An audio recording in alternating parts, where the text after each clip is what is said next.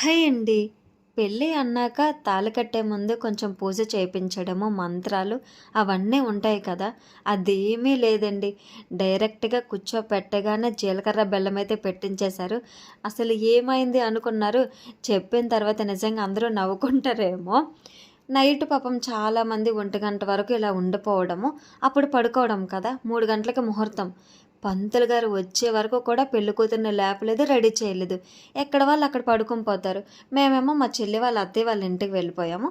Morning వచ్చామండి.